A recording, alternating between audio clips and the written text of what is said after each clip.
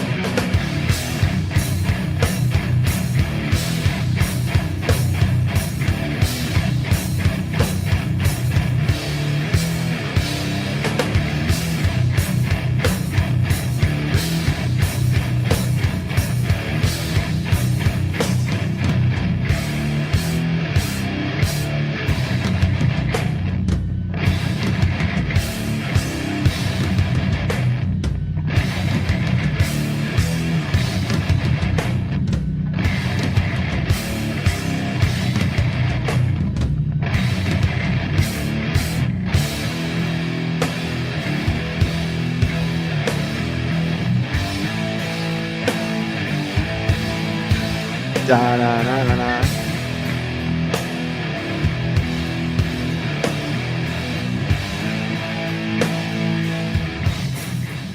All right, check it. 1, 2, 3. Hey, hey, hey. Good morning. Good morning. All is well, or is it? I don't know. Good morning. I hope all is well. Look, I've had a pretty interesting weekend, but this is going to be a short week for a lot of you. It's going to be a quiet week for some of you. Let's see. Let's click a few things here on the YouTubes, and then we will get into it. So, you guys have probably seen the title. People have been wanting to weigh my 2 cents in. Not that it matters, but you know what? That's okay. We're going to do some comments. Also, I want to go over some Thanksgiving strategies because, whether you celebrate the holiday or not, which you should because it's gratitude. Who doesn't want to celebrate gratitude? Because gratitude can change your life.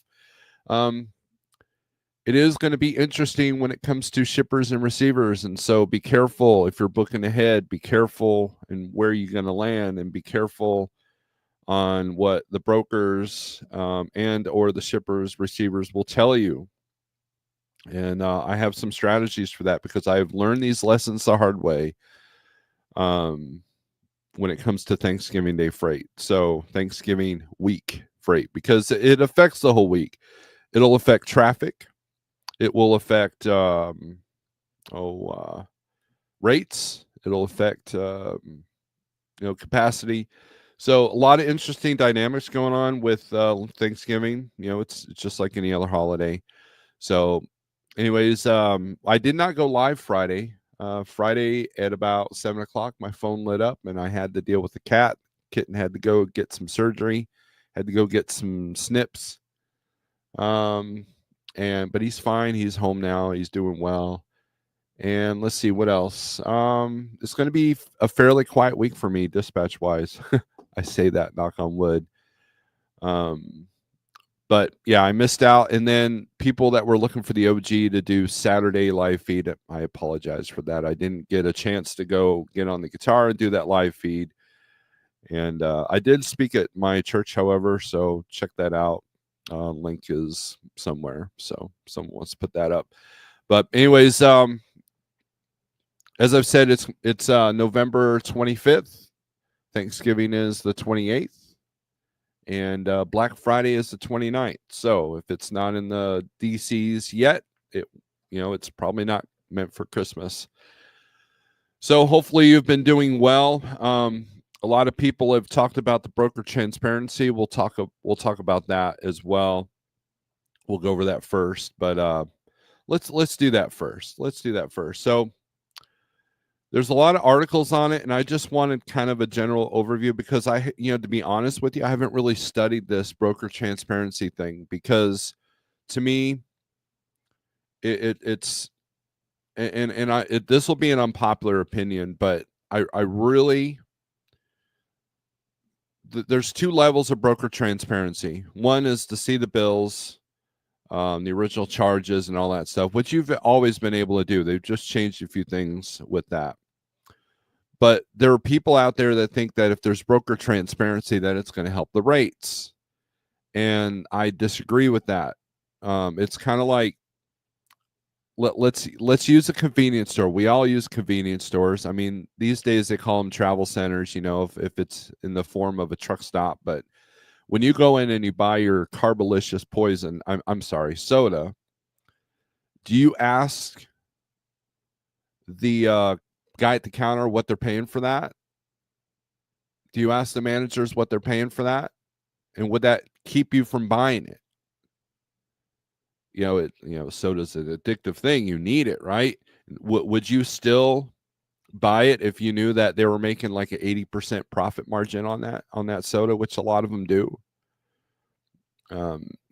If you've ever delivered at a Pepsi place and you've seen all the waste of everything that's sitting out in that, there's like a parking lot where all the cases are broken and everything. There's a high profit margin. That's why sugary sodas are addictive and cheap to make, because the subsidies, that's in Snorelord OG conversation. But the reality is, if you need it, you're going to use it. You're going to want it. And now, if you go in and they're charging $5 for a can of Coke, yeah, you're probably not going to buy it because you know that that's ridiculous. But just because you know the profit margin doesn't mean you're not going to buy it. I mean, you can watch Shark Tank, and that's one of the first things that they talk about is profit margin. What's your profit margin? And I think that this transparency rule isn't really going to help that. So we're going to dive into that. All right. So let's put this up. So the first place I looked was Google. And in an effort to not squint, I'm going to increase this font size. So anyway, share the screen, and then we'll read this rule and we'll get to the comments here. Actually, you know what?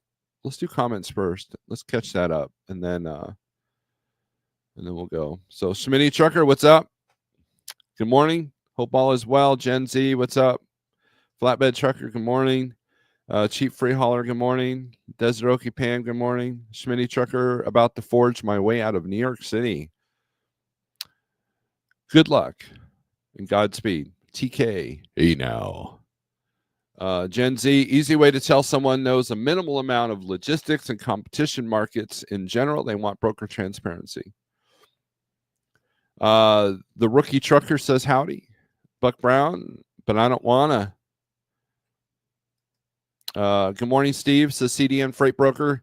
Short week in the USA. December is essentially a 3-week month. Plan accordingly, but should have at least have been a part of your 2024 plan. Start planning 2025. Right. So these people that say that they base their costs off of 30 days a month, forget about, the month of December. I was having a conversation with Shannon, I believe. And my goal when I bought my first truck, my goal, because, a friend of mine and I were talking about Landstar, and we talked about people that literally would only work from, would not work from basically Thanksgiving to New Year's. And I thought that would be awesome. Because at that time in my life, things were a lot more stressful around the house. The kids were younger, and and we have birthdays in November. And essentially November and December are light months for me anyways, because we have all the birthdays in November. We have, of course, Thanksgiving, and then Christmas. And then, I usually try to be home a week before Christmas to help out with the last minute family things because my wife's usually got a lot of things going on. And that was the purpose of me owning a truck, was to have that kind of freedom to be able to do that. And so when I estimated my costs, when I did my cost calculations, I did it off of 20 days a month. And I found myself that every November, every December, I was about 15 days a month. Now, I was pretty good about running between the week of Christmas and New Year's. I didn't mind running that week. Traffic was lighter. New Year's is not a big deal to me. But, mostly it's the weather that I like to avoid on that week. But for the most part, one of the greatest gifts I had was I was sitting there. I was with Landstar. I had already had my orientation date set for Schneider. And I was ready to go out that door. I was like, you know what? I am over this Landstar platform. And now, if you want to know why I was over it, go back to my why I failed at Landstar. Go watch that video. It's one of my more popular videos here recently. And so, anyways, my mom calls me. Now, I'm sitting here in New Braunfels, Texas. I had just delivered Walmart, and I could not find a load to save my life. And I'm looking at loads at $1.30 coming out of Laredo with 100 and some odd mile deadhead. And, when you're making 65% of $1.30, that's tough to stomach, especially when you don't know what you're doing like I was. And, and when you're transitioning to another company, you're just over it. You're just, nothing can go right with that company you're leaving. It's just time to go. And my mom called me. I was pretty depressed. I was sitting there probably drowning my sorrows in some Popeye's chicken or whatever. And she goes, hey, I'm just trying to figure out what you want for Christmas.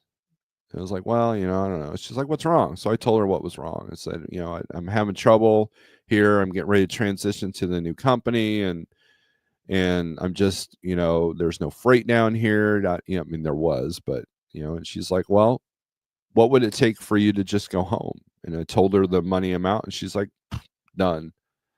So went outside, did my pre-trip, pushed the brake in, and went home. Now, looking back, I probably could have taken something back towards Springfield, but that was literally the last load I did for Landstar, was a load delivering from, I think, Springfield to New Braunfels. And you know what? I went home. I was home for the entire month of December. It was awesome. And it was ironic that I finally achieved that goal, when I was leaving Landstar. Schneider was a little bit easier to manage because, I could do a shorty here and there, and not have to be out the whole time. So it was an easier time of doing the 20-day month for Schneider. But that was always my goal, was to just, take it easy during November, December. And so this is a good comment, CDN. So, winter safety tip: Hirschback safety will shut you down. Payment guaranteed. Wow. Well, that's good. That's good to know. Good morning from Texas. Happy holidays, everyone. Trucking for the hustle. Chief freight hauler unloading this high dollar Florida outbound load right now. $1.37 feels like big money compared to the others I've seen. It is. It kind of is. Broker transparency equals carriers get paid when the broker gets paid. 45 to 60 days. How many carriers could wait? Not many. Buck Brown says, gratitude. That was my Church of Wheel topic. Excellent. Excellent, Buck Brown. Mrs. A, put up the link. There you go. There's my service. Thank you, Mrs. A. Broker transparency screams, I don't know my number, but I want to see someone else's. And we're going to get into that. I don't think it's quite hitting that mark there. Good morning. 2 picks in the LA Basin, then off to Lubbock and home for Thanksgiving. Excellent covered wagon. I hope you make it. Hope all goes well, and you're going to be in one of the heaviest traffic season the next couple of days. Thanks, Mrs. A. I've been looking for that. Morning, Mrs. Better Half. That was a great message, Buck Brown. Thank you. Mrs. A says you're welcome. Morning, Buck. I haven't watched it yet. I was in the nursery. Yes. Cattleman, rates will go up when the Fed loosens their monetary policies. Manufacturers have no incentive to go ramp up production with the interest rate on borrowing at 4.75%. That's true. It's costing manufacturers more to produce like it's costing us more to consume. That is true. Good morning. I was just watching an awesome church service someone sent me a link to on my way back to the tire shop in on a few minutes. Good deal. Shannon's having some tire issues, so I told her to check the valve stem because it seems to be interesting the problems that she's having. It's been very frustrating for her. And that's the other reason why a good business plan has to work, because sometimes you're forced into a 15-day month simply because of the truck and the circumstances on repairs. Russell Freight Services says, good morning, everyone. Buck Brown is, good morning, sis. Hope your tire issue won't be very serious. It shouldn't. Rookie Trucker, people that want broker transparency need to take a look in the mirror and change what you are in control of. Okay, there's my rant. Rookie Trucker, Hatebreed has a great song. And the lyrics say, if you want to change the world, you got to start with yourself. I wholeheartedly believe that. So, early morning coffee. Are you drinking STT coffee for pep in the step? STT coffee? What's that? No, I'm drinking Kirkland regular roast. That's every now and then we'll get some Camerons. If it's not too chemically. But anyways, I got this Yeti style cup with the handle. This has been my favorite cup here lately. Because I tend to nurse a cup of coffee, so this time of year it gets colder quicker. And so I like it, having it in the Yeti cup. Now, Jeff got us these cool Yeti cups, and I use that all the time as well. So he's gotten us 2 cool Yeti cups. Romeland Services, LLC, good morning. Truck or trailer tire issues. It's on the tractor. SST, what's up? Morning from Waukegan, Illinois, waiting for dispatch to show up for work. Alfalfa, thank you for your membership. Thanks to all the members, by the way. I recently had trailer tire problems. The auto inflation line from the hub to the valve stem was the culprit, right? If you check your air pressure all the time, you can damage the valve stem. Recommend getting valve stem caps that tell the tire pressure. They make them for semis and RVs. Now, the other thing I recommend this to Shannon as well, is go to one of the major chain truck stops or dealership and go buy yourself one of those airlines that have the glad hand connected to it so you can air up your own tires. That has saved my butt a few times. There's been a few times where my truck was sitting out front and I had a low tire on one of the vehicles. I just, one of my cars or pickup truck, and I just started up the truck, let it air up, hooked up the red airline, aired up my own tires. And that's been a lifesaver. You literally have your own air compressor on your vehicle. And so,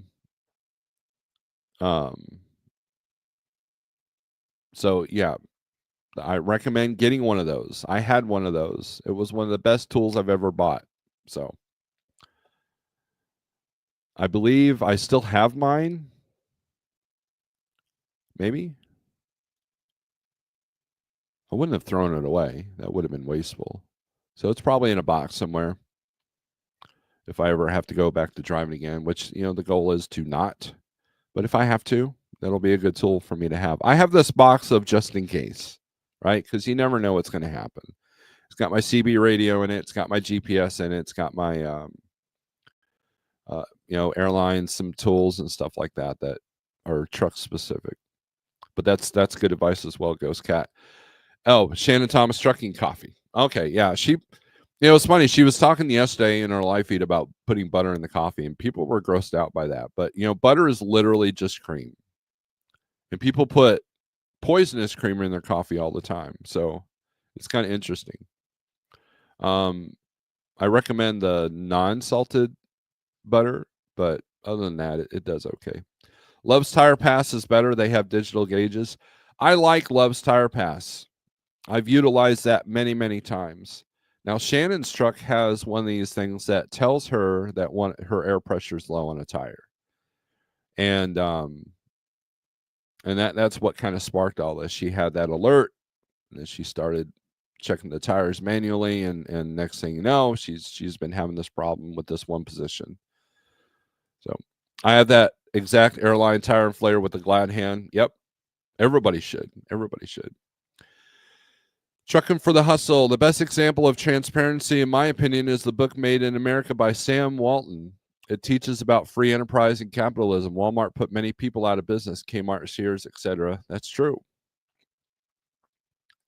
I've not read that book, but I believe that. I have a retractable airline mounted on the back of the truck when I was doing daily power only loads with older trailers. Rolling up the line took so long. Wheelburner, good morning. Hope you're well. And your Canadian self.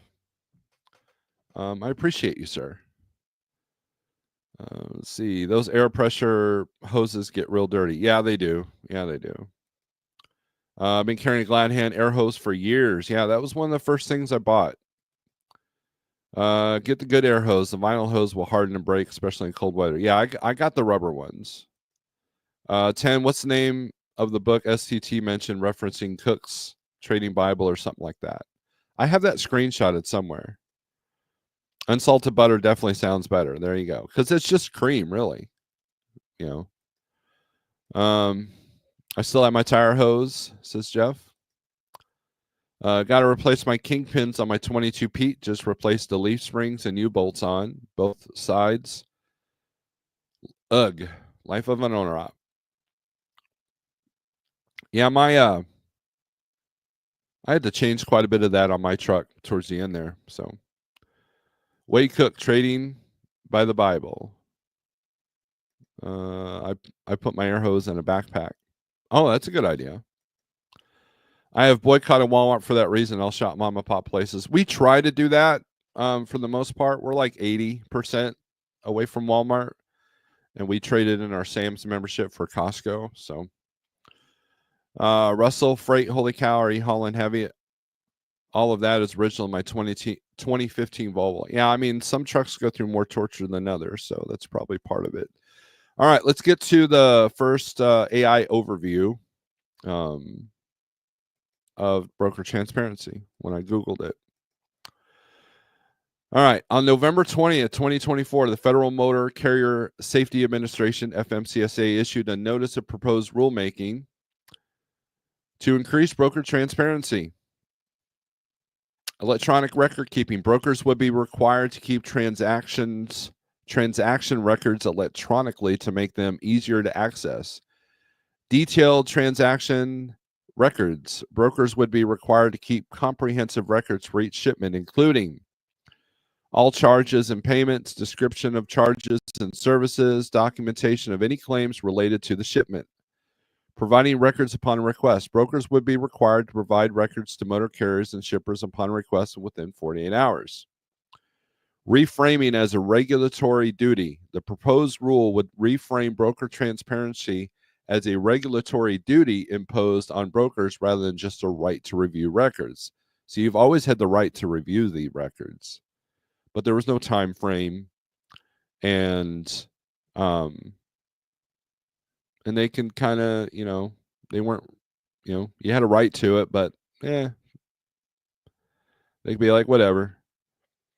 The NPRM is based on petitions from the OIDA and the Small Business and Transportation Coalition, SBTC. The petitions claim that brokers often include contract provisions to waive the requirement to provide records, and that motor carriers often face practical hurdles in assessing records. In other words, they make it hard for you.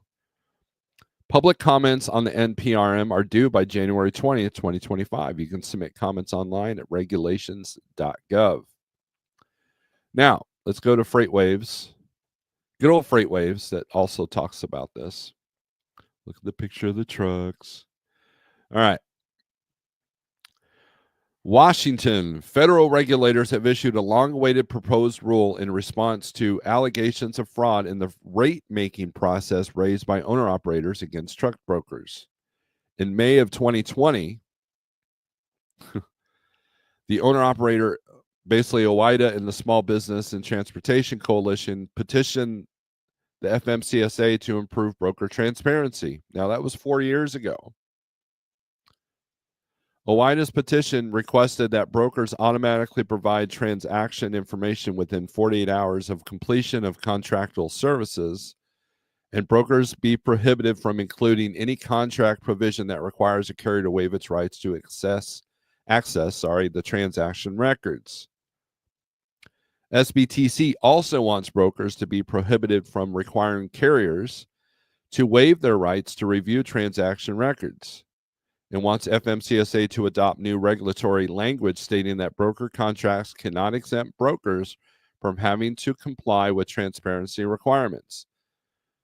In other words, if you go, hey, I want to see the paperwork, the broker can go, well, it's in our contract not to be able to do that. So our customer won't let us do that. I'm dumbing this down for myself, so just bear with me, please. If I'm getting something wrong, I'm sure CDN and Sage will correct me. FMCSA's proposal stops short of outright prohibitions as requested. However, quote unquote, though the proposed rule is responsive to the petitions in reinforcing the broker transparency requirement, the proposed provisions differ from those requested by OIDA and SBTC, the agency stated in a notice published on Tuesday.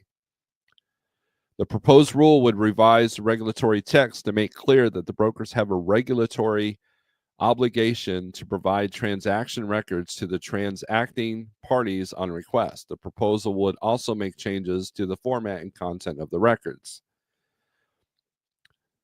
The changes in the form of 4 provisions that would amend current record-keeping regulations would further protect motor carriers and promote efficiency within the motor carrier transportation system, according to FMCSA. 4 changes are: brokers must keep records in electronic format. This will make it easier for carriers and shippers to review broker records on request and remotely as compared to the current practice of some brokers who respond to transparency requests by making only physical records available at their principal place of business. The agency believes that many brokers already maintain their records in electronic format. Revisions to contents of brokers' records, including itemizing charges and fees.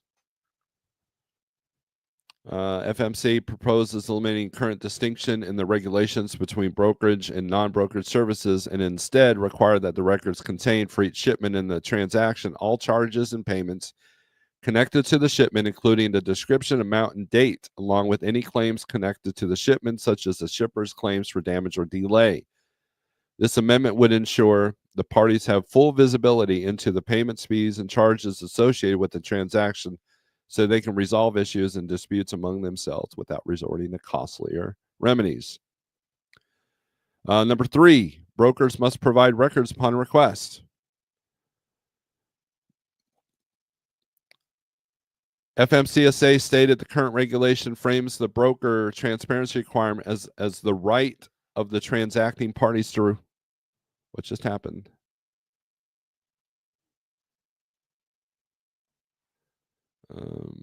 Okay. Close that. Let's see. All right. Let's... I don't know why it just did that. All right.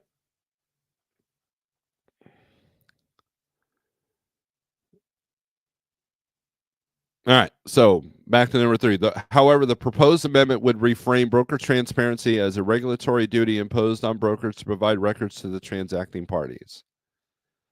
Records must be provided within 40 hours of request. It's intended to ensure that the requesting party receives the records in a timely manner to support the resolution of issues around service or payment. All right, so here's where the drama comes in. You guys like drama, right? All right, commenting on the rulemaking, SBTC Executive Director said the proposed changes are too little too late, and that the FMCSA has gutted our request while at the same time trying to make an appearance of strengthening the rule. Lamb said in an email to FreightWaves. It preserves the status quo, which caters to big broker and TIA, which represents the brokers. There's no question now that FMCSA has been captured by the big broker. Truckers and carriers must now come out in droves and file comments in full force against this starting tomorrow and demand a prohibition against contractual waivers that prohibit customers from viewing contract details. Let's see. FMCSA noted in its proposal broker transparency is necessary for a fair, efficient transportation system and especially important to help carriers defend themselves against alleged claims on shipment. Let's see. Let me go down here.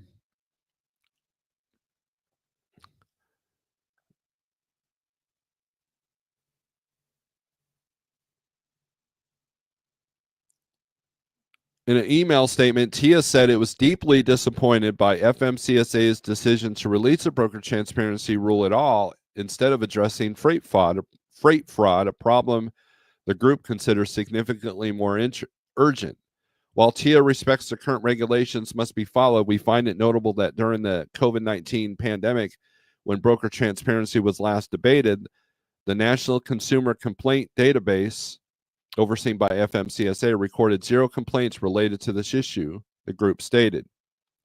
In stark contrast, there was more than 80,000 complaints related to freight fraud and unlawful brokerage activities. The stark disparity highlights the misaligned priorities of the FMCSA under the current administration. In the proposed rule, this is the important part. The FMCSA noted that some carriers believe that having more broker transparency will have an effect on negotiated freight rates. The agency believes that other market factors, rather than the availability of additional information through broker transparency, are likely dominant in setting freight rates. However, the agency has not ruled out the possibility that motor carriers and shippers could negotiate for better rates over time using broker transparency information. The public will have 60 days to comment on the proposed rule, potential effect on freight rates, and other issues. So, what do you guys think of that? Let's see. Let's go back to comments here.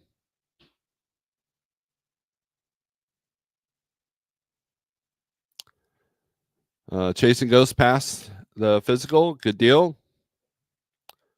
Congratulations. Yeah, loads vary between 20K and 44,000 in regards to the truck wearing out. Business by the Bible. Financial wisdom of the agents. Thank you.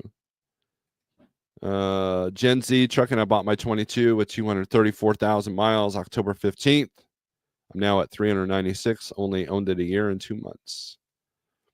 The right to see the records are waived when you sign that broker carrier packet. Yeah, I mean, look, when you're like in a hurry and you're booking a load and then you have to fill out a carrier packet, how many are actually reading the entire contract? Right? I imagine a lot, if not all, are not.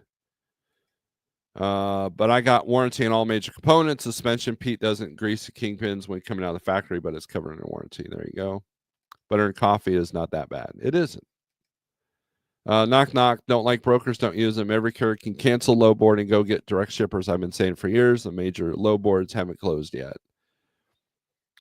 Breakdown of charges is key for long-term success of spot market. Accessorial charges will ensure carriers get paid for extra services. Does anyone know if any shippers are aware of broker transparency and want their data released? I don't know. That's a good question. Kettleman says, CDN, that'll never happen. That's why you're in business. These owner ops are drivers, not business people. They know how to drive, but know little to nothing about business. Watch and see. Privacy laws with shippers will be a way brokers get out of disclosure on some loads. And that's the thing, right? So look, every time there's a regulation or a rule, people find loopholes all the time. I mean, remember when they're going to mandate ELDs across the board? What did a lot of people started doing? Well, I'm going to buy a glider kit. They were looking for the first loopholes to get out of the situation.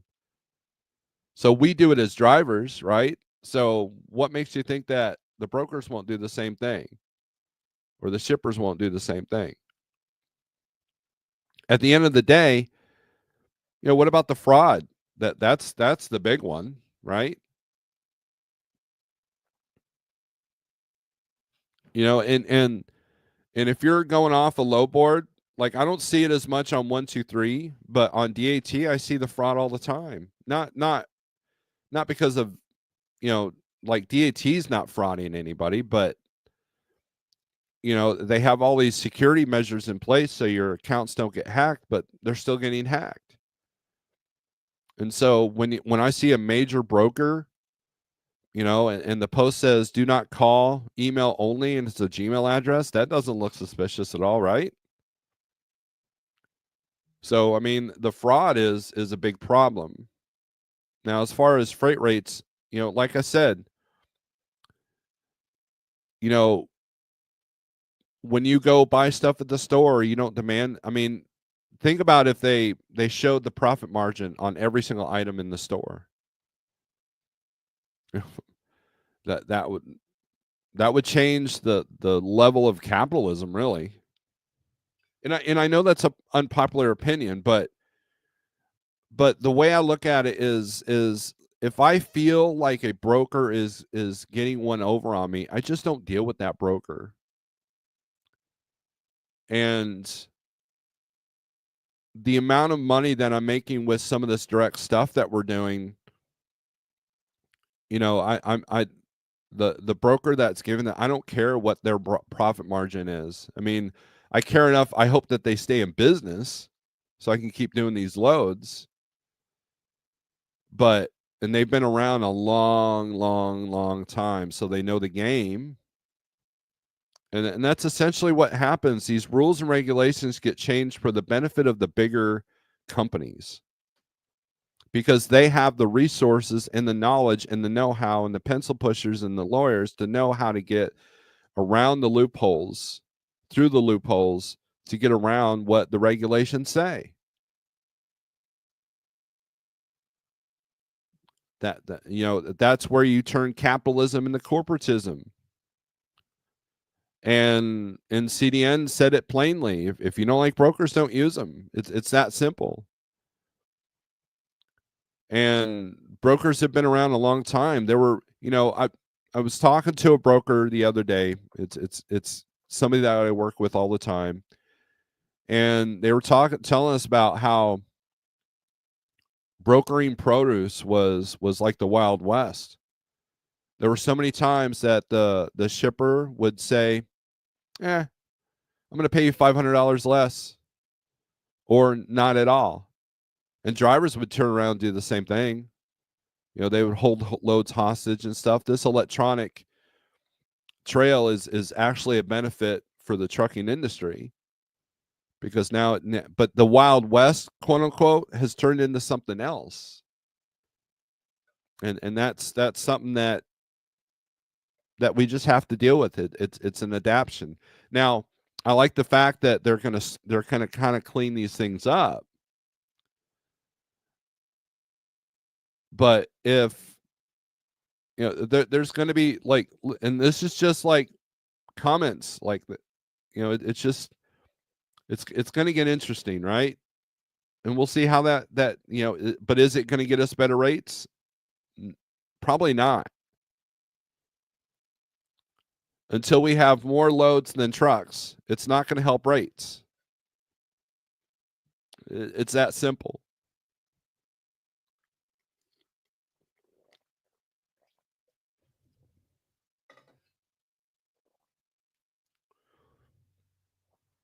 Let me give you an example. So I was getting some freight out of Denver for $3 a mile, long miles. These were multi-stop loads. Okay.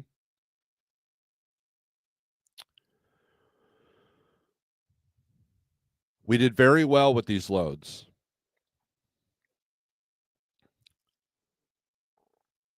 But you know what? Eventually, the broker renegotiated the rate.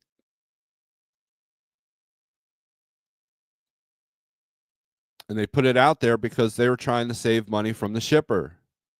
Now, was the broker trying to expand their profit margin and take advantage of the down market? Or was the shipper like, why are we paying so much? we need to negotiate this down. And in an effort for the broker to keep the contract, they had to negotiate down. So now they were looking for carriers to do it cheaper, including us. So I ended up doing one for one of our drivers for $245 a mile because he didn't care. That driver was like, look, I just don't want to deal with brokers for the next 2 weeks. And then we lost the whole thing. You know why? Because another carrier came in and said, we'll do this all for less than $245 a mile. So who was the enemy in that scenario? Was it the shipper? Was it the broker? Or was it that carrier that said, we'll do it for way cheaper than these other yahoos are doing it for? Now, did they do it better? Time, the answer's probably out there somewhere because we gave them exceptional service. Our service did not matter. They needed to lower the cost by, 50 to 75 cents a mile. Broker transparency will not, it'll just tell us, okay, who was the one that lowered this price and who was the one that got it. Is that going to help the situation? No.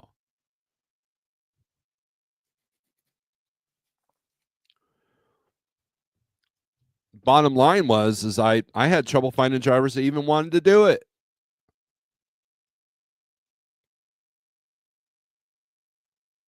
And so this transparency is a moot point to me. That's I mean, you can hate me all you want, but it just didn't matter to me.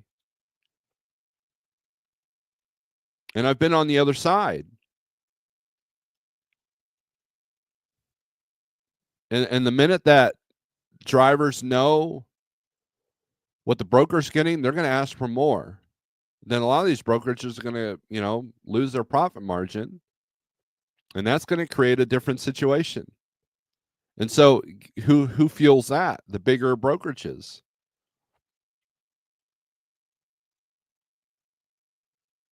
They'll get all the business. In order to have a good business relationship, in order to be successful, you have to have good business relationships. Let me say that again. In order to have a successful business, you need good business relationships. I don't care if it's with a broker, a shipper, the shop that repairs your truck. All these things are important. If I go into a convenience store to buy something and they're crappy about it and their prices suck, and I especially know what they're actually paying for these products, guess what? I'm not going to visit that store anymore. And there are several people that I used to dispatch that have gotten out of the brokered world because they just didn't want to deal with it anymore. And you know what? They're doing well. So, I mean, so that's where I'm at. That's why I didn't dive into the broker transparency like some of the other YouTubers did, because it wasn't a big deal to me.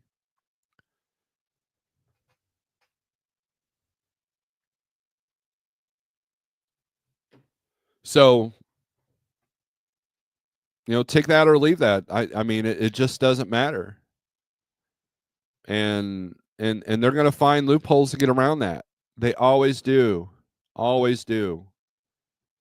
I know people that have sold their trucks and went out and bought a 97 or a 98 truck so they don't have to have e-logs. Well, guess what? Now the DOT, will target those trucks. And especially to, look at their logs. You know what I mean? Their paper log books. There's, the DPF. Everybody, we'll just delete our trucks. Well, they've made that illegal. So how do you get around that? And that's That's the reality. It's not going to help your rates. This transparency rule is not going to rescue your business because it's not the broker's profit margin that's putting you out of business. It's your costs. It's your availability. It's your inability to book the right loads on loads that do pay well. Or you got in this game when rates were sky high and you didn't adjust your cost accordingly. It's a tougher game right now.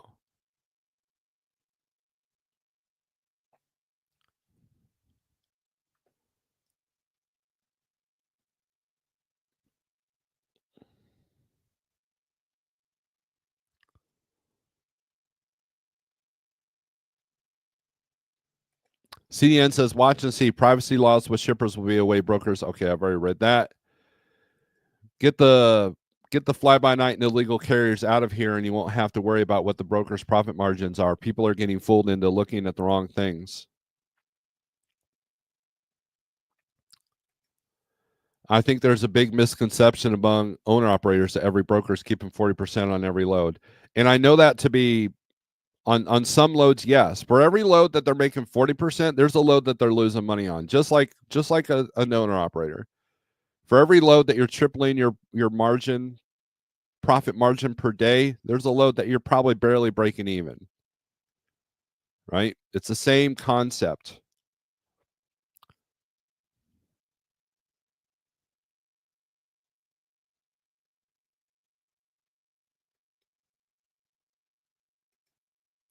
Carriers feel like they're entitled to higher rates, which is wrong for your business. Well, okay, let's talk about that for a second, Hustle. So let's say my mindset is I deserve a higher rate. Well, then I'm going to work my way to that kind of freight. What kind of freight requires my entitlement? Stuff that no one else wants to do. The multi-stop, the hazmat, the stuff going into New York City. You know, those kind of loads that most people aren't really willing to do. So if that's your fuel, then follow that fuel. Nearly every law has loopholes. You just got to find them, right? And a good lawyer and good pencil pushers know how to do that better than the single owner operator. The FMCSA didn't take on the role to help stop fraudulent carriers, and theft rings in the industry equals rise of highway, right? If a shipper goes bankrupt and broker already paid carrier, in transparency, shouldn't carrier refund the payment since broker wasn't paid? That's an interesting question. Pop Tart, how's it going? If you got a high overhead on your equipment, you're the ones hauling cheap freight. Lease ops and high finance trucks and trailers, them trucks have to move regardless because them bills are coming. See, not here with the new truck, says Pop Tart. Dan's Hotshot. I wonder how many guys screaming for transparency will think twice about dropping $200K for a new W9 and not demand transparency from the dealer for every penny of that $200K. Exactly. Someone once told me years ago that the cost of making an F-150 was like $1,500. And I don't know if that was true or not, but I've heard that like the cars have these ridiculously low prices. I know that motorhomes and travel trailers have a high profit margin, like almost a 50 to 60% markup rate. But hey, it's a 10-year loan, 15-year loan, so your payments are only $100 a month, so you're fine, right? I don't know what they out here. This not delete their trucks morning. Yes, you are correct. They better. Kennelman D never understood how drivers ran hard as a company driver, but when it comes to working for themselves, they cheat their own business and barely run it all for themselves. I know a person that did that. They had trouble running. They went out of business. They became a company driver, and now they're having to do all the stuff that they didn't want to do in their own truck that could have paid it off, that could have made them successful. Dreamer's Seat. Brokers are white collar, truckers blue collar, I think. Truckers are blue collar, I think. Riding Dirty. Good morning from Las Lunas, New Mexico. Dead heading home to Yuma for Thanksgiving, 600 miles. Had a good week. Riding Dirty, I'm going to hopefully, once we get through these comments, I'm going to start talking about Thanksgiving running and look at some rates here. Chris Howard, good morning. Have you seen the rest area with the big raven? Isn't that in Los Lunas with the raven that's made out of trash? It's pretty cool. I've got a picture of it somewhere. We have new trucks deleted, and it's laws that can cost fines, and they can cost you a lot of money. It can also put you in jail. We have a tow truck company here in Springfield where the owner recently went to jail because they found 3/4 of his fleet was deleted, and they end up dissolving that company. So, people have to be careful of that. Quick hit, good morning. Usually won't do New York City, but I'll do Jersey. It's not because of the traffic and hazards. It's in low bridges. It's because the tolls just get there. I agree that those tolls kill profit margins like crazy. Sorry about that, but yes, you are correct. They better not be deleting their trucks. We are getting rid of the deleted trucks. Good deal. I agree, Kettleman. I've got a friend that says he didn't buy his own truck to work this hard. It's a road run. It's a road runner. Okay, sorry, not a Raven. Yeah, you're right. It is a road runner. I'm dumb. I'm not the brightest candle, guys. So, but thank you, Quick Hit, for the correction. All right, so Thanksgiving running. That's enough about broker transparency. Thanksgiving Day running. Let's take a look at a couple of low boards here. We got the 1, 2, 3 low board, 48065 if you want to try it out for free for 30 days. Use my code. Tell them I sent you. And that makes me popular in that circle. And popularity is the only reason why I do this, right? That's sarcasm, just in case you didn't figure that out. Thanksgiving week tends to have a lot of cancellations. So be careful when you're booking ahead. Make sure that if you're trying to get home for Thanksgiving, make sure that where you land today, if you're far away from house, or Wednesday, if you're a short way from the house, that you can just deadhead home if needed. Now, make sure in an area that you could get home if needed. So let's say you booked a load and you're delivering Wednesday morning, and there's a load that picks up 40 miles away that goes through the house, and you can go home under a load.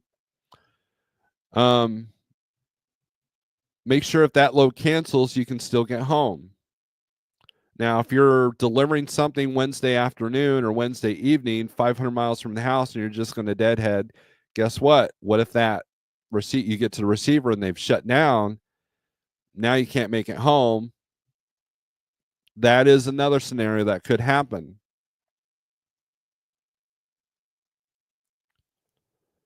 So what you want to do is you want to call ahead to the receiver if you can to make sure that they will be open. Don't just take the broker's word for it. Trust me on this. I know places like Procter & Gamble should have no difference. Coke and Pepsi, they'll be off, Thursday and probably Friday, especially if they're a union.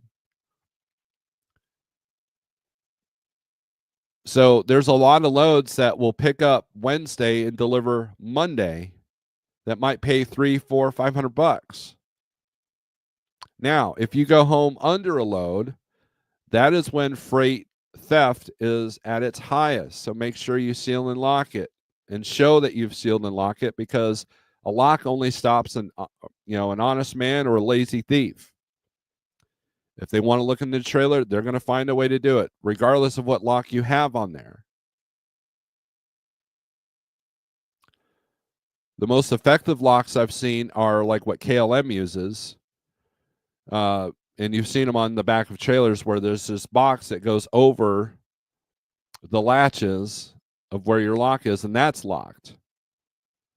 That's a little bit harder to get into. The thieves are probably just going to go with the guy with just the seal on it. Because regardless of the lock, you can cut that little tap that the lock goes through. We had it happen to one of our trucks. They're out in Memphis. Luckily, they didn't steal anything because it was just big bags of fertilizer that they probably didn't want. Like the huge pallet bags. But a couple other trucks got hit that night as well. So Landstar, they taught us that Thanksgiving and I forget the other holiday and Christmas were big theft increases on those particular holidays. So just be aware of that. So most high dollar freight won't ship this week, or if it does, it won't be sitting on a truck all weekend. They'll make it to where you got to deliver that Wednesday. So, and then traffic. Traffic is it's going to take you 4 times longer to get to places in some areas.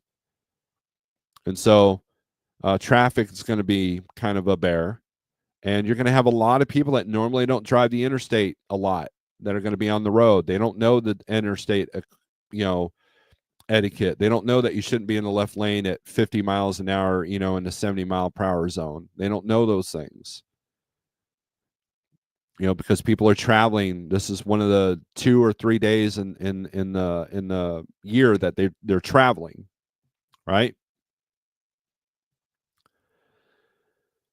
Now, if you decide that you want to run over Thanksgiving, that's where the longer runs have to come in. Make sure you're in your daily amount. So something that gets you through the 3 days, or something that might deliver on Saturday or Sunday. If you pick up Wednesday, or if you're doing a 5-day run, make sure that you're probably doing a longer run, and that more than likely will land you in a dead spot coming out. So, just be aware of that. So, these are the things that you have to consider when booking your freight this week. And if you're one of these people that book like, okay, I've got everything booked until December 3rd, well, guess what? That plan has a high likely chance of falling apart, as some of the drivers will figure it out. So that's Las Cruces as you're going up the hill. Okay, well, that's man. I tell you guys, I don't know what I'm talking about. So, there's proof, right? All right, CDN. Broker puts $100 profit on bill to customer, $250 load equals 40%. $100 profit on 2,000 load equals 5% profit. As a carrier, would you create a brokerage focused on $2,000 loads? No days off. We are operating Thanksgiving, Christmas, and entire holiday season. No days off. That's the spirit, Pop-Tart. Come on. Dream receipt, gobble, gobble. Pop-Tart hugs. If brokers and shippers are required to pay all accessorial charges such as tolls, more carriers would be willing to get to hard areas knowing they are compensated. Am I right or wrong on my assumption? No, I mean, look, tolls would, if I knew that tolls wouldn't take the profit margin, then yeah, let's go. Let's tear it up. And a lot of times, I'll ask the broker to itemize that. I mean, it doesn't really matter the way we're paid, but there are some look, Snyder. Now it's not true anymore, but one of the appeals of when I went from Landstar to Snyder is because Snyder paid tolls except for Ohio and Indiana. And why? Because Indiana and Ohio are easy to get around. They didn't want you to be late on a load or not wanting to go into Pennsylvania if you knew you didn't have to, if you knew you had to pay tolls. And so some drivers like Steve Berger, he's a YouTuber. He hasn't done much in a while, but he lives and eats and breathes Pennsylvania. And at Snyder, that was a big cost saving for him, was he didn't have to pay tolls up there. When you're looking at $200, state crossings, that's a lot of money. And Snyder paid those tolls. And so there are carriers out there that offer that with their direct customers. Either they negotiate with their direct customers, or they're taking a hit so they can entice drivers to still run those areas. But can you imagine at Snyder, you do a load, used to do a load from, say, I don't know, Indianapolis to New York City. Think about the tolls for that. That was all paid. You didn't have to pay for that. In Indiana and Ohio, those tolls are easy to get around. There's other straight roads you can go down. A little bit slower, but you can get around them. Right?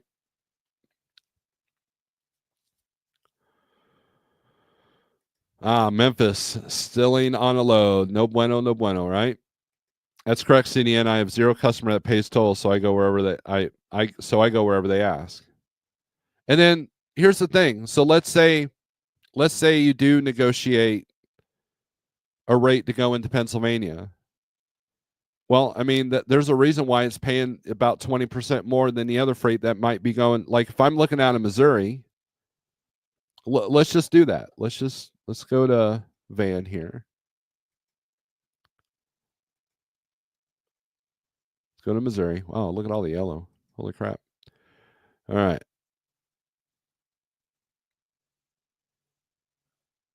Let's sort this by highest rate per mile.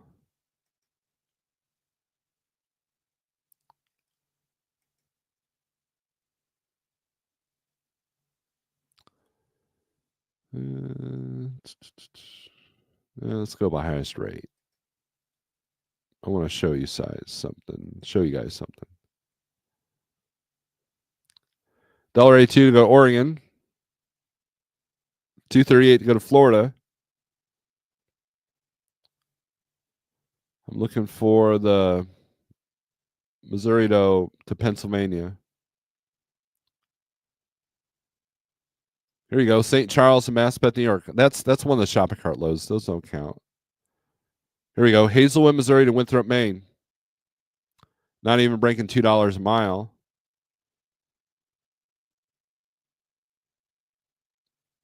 But see, here's what I would do. So let's take a look at this load. Let's see if there's tolls on this. Picks up at 5 o'clock today, 5 p.m. They're at 26. Carlos Chief's got us at 32. Raycheck's got it down to 25. $52 in tolls. I could probably get $52 negotiated into this. I mean, I would ask for more, though, because I need this profit margin to be a little bit bigger, because I know that the freight coming out is not great. Look at the back hauls. So let's do Winthrop, Maine to anywhere. 28. There's 28 loads. $1.28, $1.38, $2.45 to go to Brooklyn. There you go. Right? There's your high profit margin, 367 miles. 63% above my cost per day, but look at the tolls, $84. Line shipment. So there's some shenanigans going on there.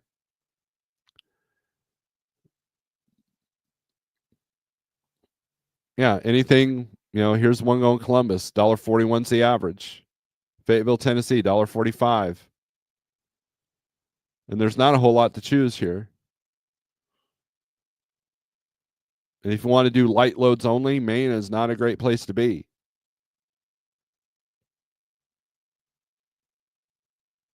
because a lot of paper comes out of there, or you're deadheading. Here we go. Here's, Lewiston, Maine to Pontiac, Michigan. $1,200. Let's take a look at this one. It's got a second stop. It's got a first stop is in Detroit. This is 15% below my cost per day. So with the other one being 63%, this is 15%. What's my profit margin then for both loads? And that's the math that a lot of people don't do. All they do is look at this, $1,200 and go, well, the broker's probably making like $3,000. But it's a paper load, so I doubt they are. Right? And this is going through Canada, so that's you gotta choose a different route for that. So unless you got Canadian authority, which even then I think, yeah. So I don't know if you even want to deal with that. Who stops in Memphis? Right? There's only one place I'll stop in Memphis for the night. I have a customer. There you go. Pop-Tart. I met a driver who didn't get paid, deadhead, so he deadheaded from Sacramento to Reno and picked up his load only going 2 miles and getting paid by the mile, and then he sat on the load all week. It doesn't even make sense.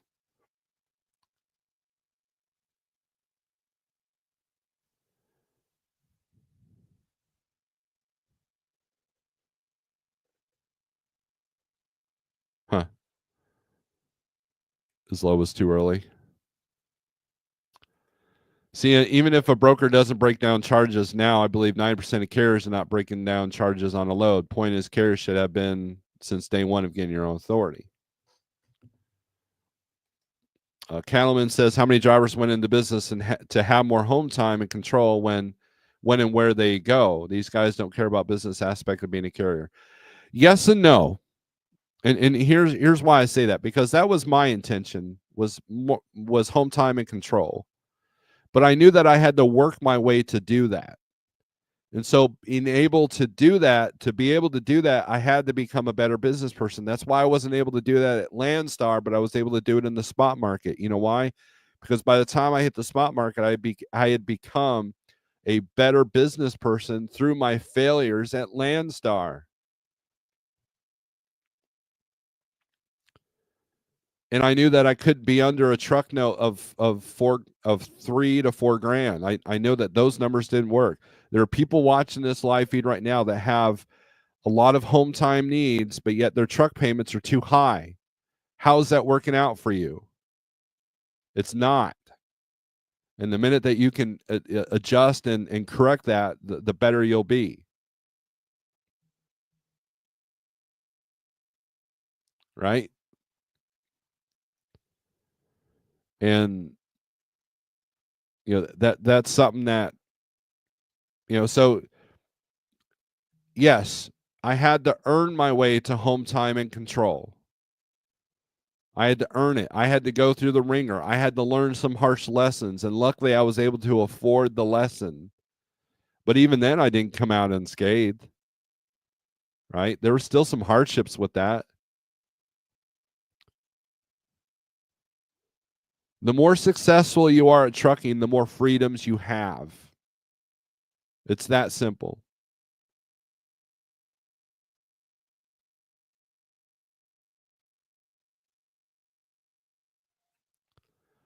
So, Cattleman D, I like you, man. You seem to have your head on your shoulders.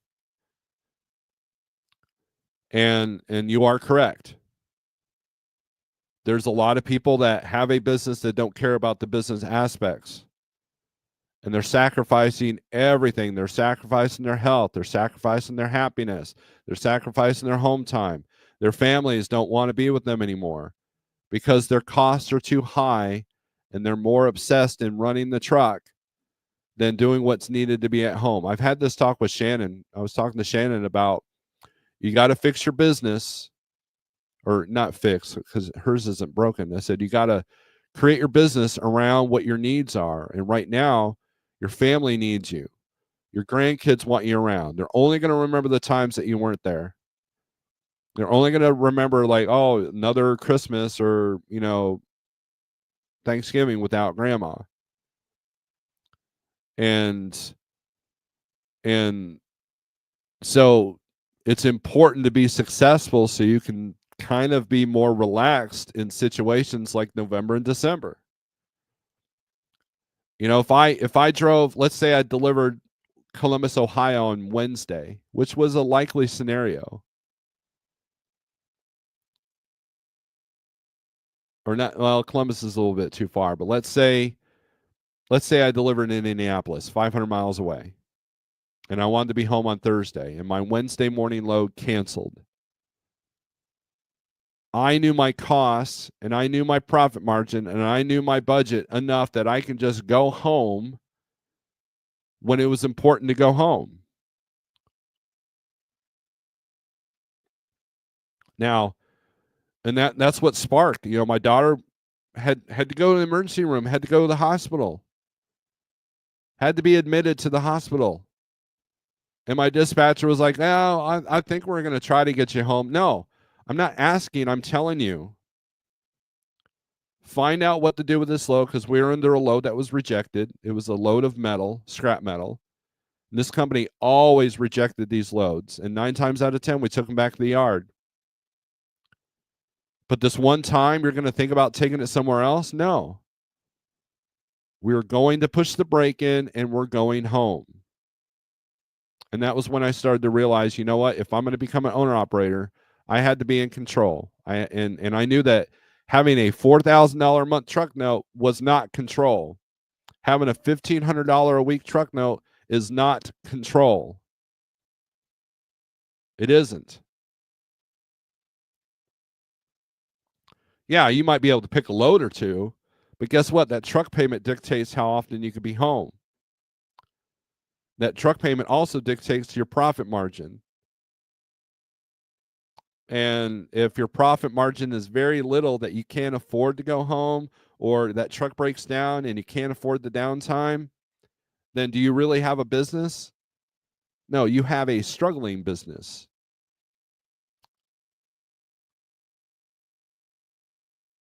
But that's the lease agreement you signed that you probably didn't read, and that's what people are signed up for.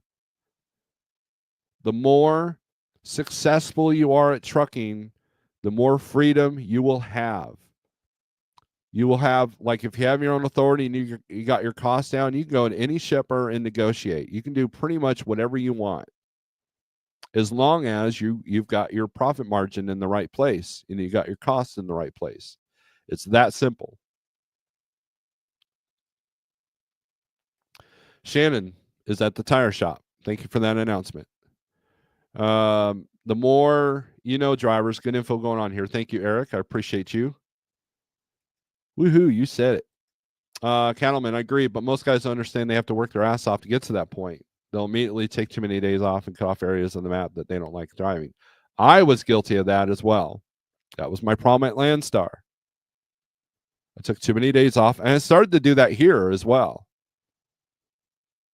There was a time where Jeff and I kind of butted heads. We had to talk about it. And then when he kind of explained it a different way to me, I was like, okay, that makes sense. And so I ran my butt off. And you know what? The bank account got fatter, and then when things happened in my personal life that I had to adjust, man, I was better off for it. The first couple of years that I was an owner operator, I still had the band going, so that took a priority. And if we had a gig, there was no way I can miss the gig. Southbound Jay, what's up? Good to see you. Remember, drivers, the bot Chrome and complain about not being able to afford home time. Oh, first world problems, eh? They need to know their operating costs. Yes. How the heck can a load of scrap metal get rejected? Too much iron in what they wanted. So it happens all the time. That's why I generally, for the most part, avoid scrap metal loads in the spot market. Because number one, it's hard on your tires going in and out of these places. There's a higher risk of load rejection and damage to the truck. Hold on a second.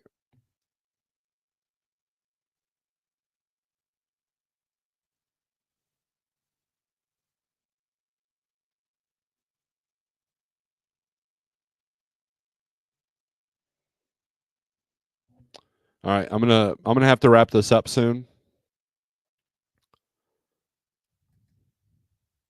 I got tired of working when someone else wanted me to work. That's the reason I became an owner op. Right. As the good word says, a borrower will always be a slave to the lender until all debts are paid. Preach, Snorelord, preach. Thank you. Shannon, now I'm a tougher boss on myself than I ever had. KP Law News. Hello, old friend. What's up, Pale Rider? Pale Rider, good morning. All right, guys. So 48065. Just be smart for the holiday season. I'll probably will go live on Wednesday. But it'll be mainly looking at rates to see if we can't get some last minute good rates going on. We'll see what capacity's doing. So with that being said, strength for today, hope for tomorrow, and aggression turns the screws. Be safe, be smart, and we'll see you hopefully on Wednesday. Peace.